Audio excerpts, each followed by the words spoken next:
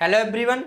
हम पढ़ रहे हैं कक्षा 8 गणित। मैं हूं आपका दोस्त सत्यम नायक। आइए प्रश्नावली 2.2 का प्रश्न 14 या 14 प्रश्न क्या कहता है, आइए देखते हैं। लक्ष्मी एक बैंक में खजांची है। उसके पास नकदी के रूप में रुपए 100, रुपए 50 व रुपए 10 वाले नोट हैं। उनकी संख्याओं में क्रमशः 2:3:5 है। मतलब इनका अनुपात है, जो नोटों की संख्याओं का अनुपात है वो 2:3:5 के अनुपात में है। और उनका कुल मूल्य 4 लाख है। अगर तो सभी नोटों को जोड़ा जाए तो कितना है? 4 लाख रुपए टोटल मूल्य है उन नोटों का। अगर इसके बाद हम बोला जाए उसके पास प्रत्येक प्रकार के कितने कितने नोट हैं, आपको बताना है कि उसके पास 100 रुपए के कितने नोट हैं, 50 रुपए के कितने नोट हैं और 10 रुपए के कितने नोट हैं। आपको पता है कि नोटों को अगर मूल्य टोटल निकाला जाए तो 4 लाख उसमें दिया है। आइए हम प्रश्न को हल करते हैं। मान लेते हैं कि 100 रुपए कितने नोट हैं, 50 रुपए कितने नोट हैं और 10 रुपए के कितने नोट हैं, लेकिन किस आधार पर मानना है कि उनका अनुपात 2:3:5 में ही रहे। आइए इस प्रश्न को हम हल करते हैं। हल सबसे पहले हमें मानना पड़ेगा, इनकी संख्याएं माननी पड़ेंगी, क्योंकि हमें संख्याएं क्या करनी है, ज्ञात करनी है। तो मान लेते हैं, माना रुपए 100 के नोटों की संख्या 100 रुपए की कितने नोट है, इसका संख्या कैसे मानेंगे? क्या आपका अनुपात 2:3:5 ही रहे? 100, 50 और 10 के नोटों में आपका अनुपात कितना होना चाहिए? 2:3:5 होना चाहिए उनकी संख्या है। इसी आधार पर हमको मानेंगे। मान लेते हैं 100 के नोटों की संख्या मान लेते हैं 2x। इसी आधार पर मानेंगे 2x। अब हम देखेंगे 50 रुपए के नोटों की संख्या, तो यहां पर लिखेंगे रुपए 50 के नोटों की संख्या। अब 50 रुपए की नोटों की संख्या क्या मानेंगे हम? यहां पर लिखेंगे 3x। इसको मान लिया हमने 3x। इसके बाद हम लिखेंगे यहां रुपए 10 के नोटों की संख्या।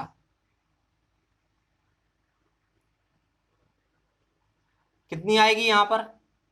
आप अनुपात देखकर बता सकते हैं। यहां पर 5x मान लेंगे। अगर आप इन संख्याओं का अनुपात निकालेंगे तो आपको क्या मिलेगा? 2:3:5 ही मिलेगा। इसी आधार पर हमें मानना था। अगर आप इन नोटों का मूल्य निकालना चाहें कि आपके पास 2x नोट है किसके? 100 के, तो आप क्या करेंगे? गुणा करेंगे। जैसे आपके पास मैंने आपको 10 रुपए के 5 नोट दे दिए। कितने रुपए के? 10 रुपए के 5 नोट दे दिए। तो आप इन नोटों का मूल्य पता करने के लिए कितना रुपया हमारे पास बन रहा है इन नोटों से, कि 10 रुपए के आपके पास 5 नोट है, तो आप क्या करेंगे? 10 में 5 का गुणा कर देंगे। मतलब आप समझ जाएंगे 50 रुपए बन रहे हैं आपके पास 10 रुपए के 5 नोट है, तो आपके पास 50 रुपए हैं। इसी आधार पर हम क्या निकालेंगे कि 100 रुपए की कितने नोटों की 100 रुपए के जो नोट है उनकी संख्याओं के आधार पर उनका मूल्य कितना निकल रहा। 50 रुपए के जो नोट है उनके आधार पर, उनकी संख्या के आधार पर उनका मूल्य कितना निकल रहा। और 10 रुपए के जो नोट है उनकी संख्या के आधार पर 10 रुपयों का नोटों का मूल्य क्या निकल रहा। आइए देखते हैं, यहाँ पर हल करते हैं इसको।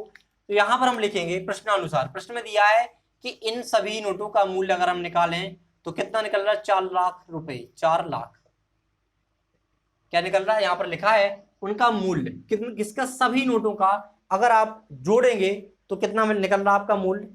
4 लाख रुपए। तो हम यहां पर लिखेंगे 100 रुपए के नोटों का कुल मूल्य।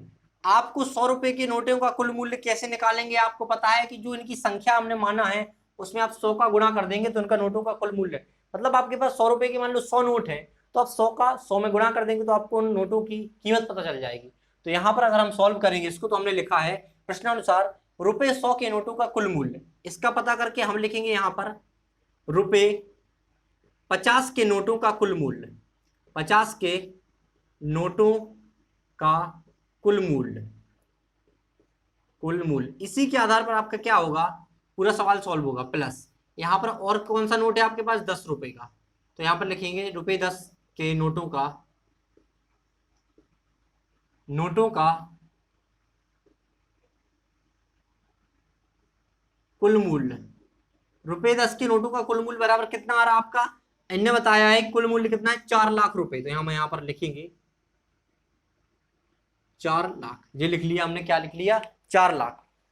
अब आप देख रहे होंगे कि अगर हम 10 रुपए के नोटों का कुल मूल्य निकालें तो हमें क्या करना पड़ेगा, यहाँ पर 100 रुपए के नोटों का कुल मूल्य निकालें तो हमें क्या करना पड़ेगा कि उनकी संख्या में उनके नोटों का एक मूल्य का गुणा कर देंगे। जैसे 100 रुपए के 10 नोट है तो 100 का किस में करेंगे आपका गुणा, 10 में, क्योंकि आपका तभी 10 नोटों की कीमत पता चल जाएगी। तो यहाँ पर हम क्या करेंगे, 100 रुपए कितने नोट माना हमने 2x, 2x माना है तो यहाँ पर लिखेंगे 100 गुणा 2x। तो ये टोटल मूल्य पता चल गया किसके, 100 रुपए के नोटों का। यहां पर इसके बाद हम करेंगे 50 का गुणा 3x में, क्योंकि 50 रुपए कितने नोट है, 3x नोट है, हमने मान लिया। तो हम यहां पर क्या लिखेंगे 50 गुणा 3x प्लस, यहां पर 10 रुपए के नोटों का कुल मूल्य निकालना चाहेंगे तो 10 रुपए के साथ आप जितने उनकी संख्या है, जितने नोटों की संख्या है उसका गुणा कर देंगे 10 के साथ, तो उसका मूल्य टोटल निकल आएगा। तो हम यहाँ पर क्या क्या करेंगे आप समझ गए होंगे, 10 का गुणा करेंगे 5 में, 5x बराबर 4 लाख, 5 जीरो है 4 5, ठीक है।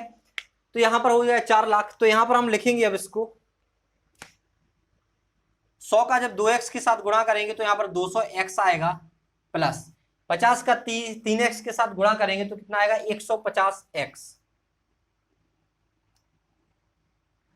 प्लस अब आप करेंगे 10 के नोटों का गुणा कितनी संख्या मानी है 5x माना, तो 10 का गुणा करेंगे 5x के साथ, उनकी संख्याओं के साथ करेंगे तो आपका क्या निकल के आएगा 50x बराबर किसके है, 4 लाख के बराबर है। 5 जीरो हो गया, हाँ 4 और 5 जीरो है, ठीक है। तो यहां पर अगर हम क्या करेंगे इसको जोड़ेंगे तो क्या आएगा आपका 200x 150x और j 50x।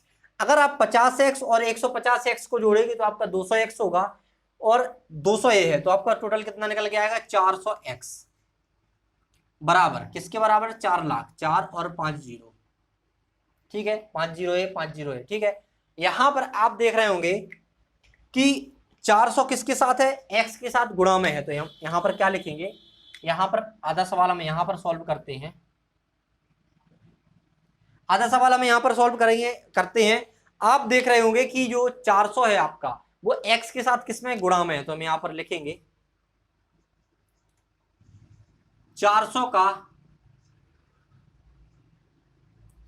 दाएं पक्ष में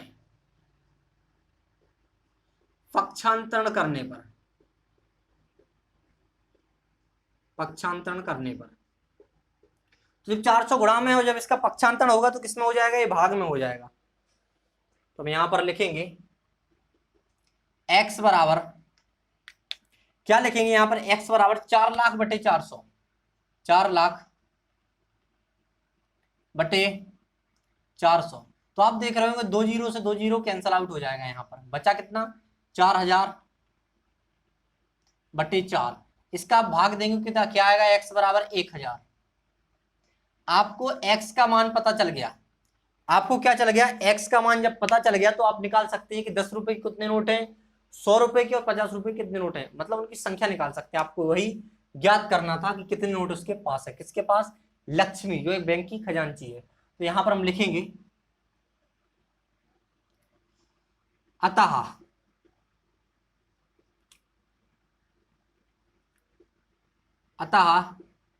रुपए 100 के नोटों की संख्या, क्या माना था हमने, रुपए 100 के नोटों की संख्या क्या माना था हमने, 2x माना था, ठीक है। तो हम क्या करेंगे, 2 की जगह 2 और x की जगह क्या रखेंगे, देखो यहां पर क्या माना, रुपए 100 के नोटों की संख्या बराबर, ठीक है, क्या माना 2x माना था हमने, 2x माना था तो हमें x की जगह पर इसका मान रखेंगे, क्या आया मान हमारा 1000। तो यहां पर हम रखेंगे 2 गुणा x की जगह पर हम रखेंगे 1000। तो आपको जो नोटों की संख्या पता चली है 100 रुपए के, वो कितने हैं 2000 नोट बराबर 2000। एक किसकी संख्या है, 100 रुपए के नोटों की संख्या है। अब हम इसके बाद चलेंगे तो लिखेंगे यहां पर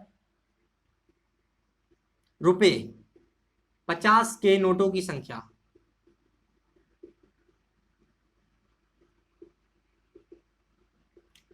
₹50 के नोटों की संख्या हमने क्या माना था, 3x माना था, तो हम यहाँ पर लिखेंगे 3x। और आप देख रहे होंगे हमने 3x लिखा, तो क्या करेंगे अब x की जगह पर इसका मान रखेंगे, तो 3 गुणा x का मान क्या होगा, 1000 हो जाएगा, तो यहाँ पर हो जाएगा 3000। एक किसके नोटों की संख्या निकल के आई है, ये 50 रुपए के नोटों की संख्या निकल के आई है, यहाँ पर आ गई है, यहाँ पर 3000। मतलब आपके जो 100 रुपए के नोटों की संख्या है वो 2000 है, और आपके 50 रुपए के नोटों की संख्या है जो वो 3000 आंसर निकल के आया। अब देखना है हमें 10 रुपए के टोटल कितने नोट हैं, तो यहां पर लिखेंगे रुपए 10 के नोटों की संख्या, ₹10 के नोटों की संख्या हमने क्या माना था, 5x माना था, तो यहां पर हम लिखेंगे 5x। और क्या कर देंगे अब इसके बाद 5 के साथ 1000 का क्या कर देंगे, गुणा कर देंगे, क्योंकि x का मान हमारा क्या है 1000 है, तो आंसर क्या आया 5000।